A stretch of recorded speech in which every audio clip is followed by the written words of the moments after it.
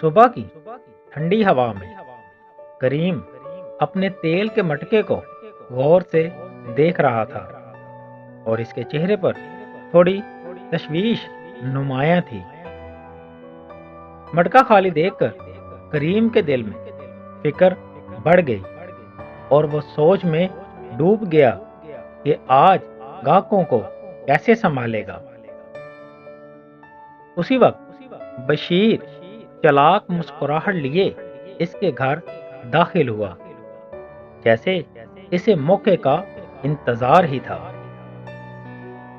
بشیر نے مصنوعی ہمدردی دکھاتے ہوئے تیل دینے کی پیشکش کی، جیسے وہ بہت بڑا احسان کر رہا ہو۔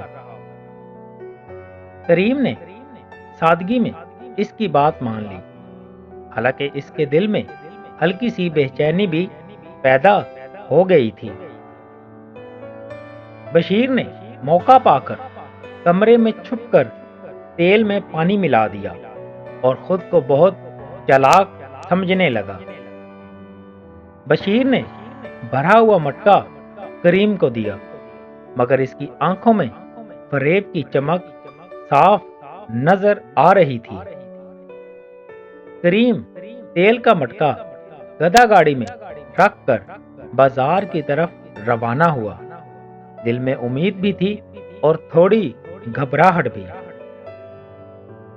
بازار میں لوگ پہلے کی طرح اعتماد کے ساتھ کریم سے تیل خریدنے لگے، جیسے وہ ہمیشہ کرتے تھے۔ ایک عورت نے تیل دیکھا تو حیران رہ گئی کہ یہ پہلے سے کہیں زیادہ پتلا تھا۔ کچھ ہی دیر میں اور گاہک بھی شکایت کرنے لگے اور بازار میں ہلکی ہلکی بے چینی پھیل گئی۔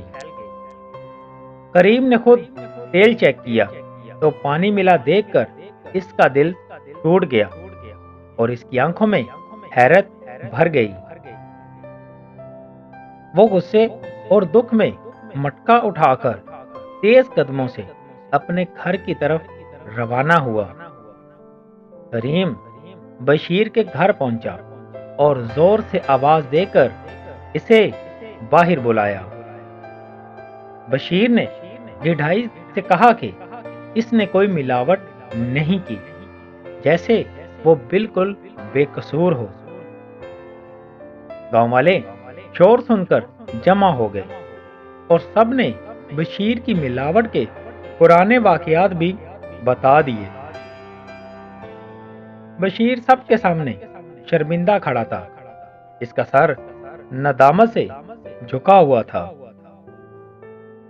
حاجی صاحب نے دونوں کو بلا کر فیصلہ سننے کے لیے بٹھایا۔ حاجی صاحب نے دھوکے کے انجام پر سخت نصیحت کی اور بشیر کی حرکت کو غلط قرار دیا۔ کریم کے دل میں نرمی آئی اور اس نے کہا کہ وہ بشیر کو معاف کرتا ہے۔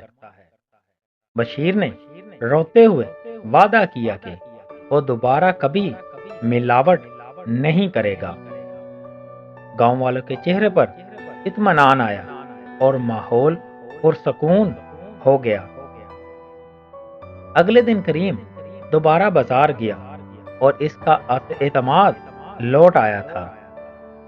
لوگ ایک بار پھر اعتماد سے اس سے تیل خریدنے لگے۔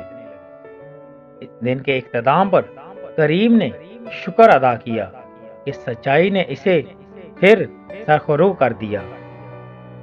ادھر بشیر نے بھی ایمانداری سے کاروبار شروع کر دیا اور ملاوٹ چھوڑ دی۔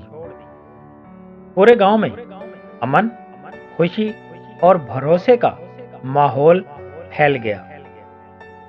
کریم نے اللہ کا شکر ادا کیا کہ سچائی ہمیشہ جیتتی ہے۔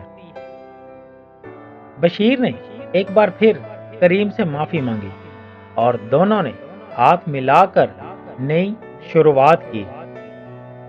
آخر میں دونوں نے سچائی اور ایمانداری کو اپنا راستہ بنا لیا۔ دوستوں، اگر آپ کو ہماری یہ کہانی اچھی لگی ہو تو ہمارے چینل کو لازمی سبسکرائب کیجیے گا۔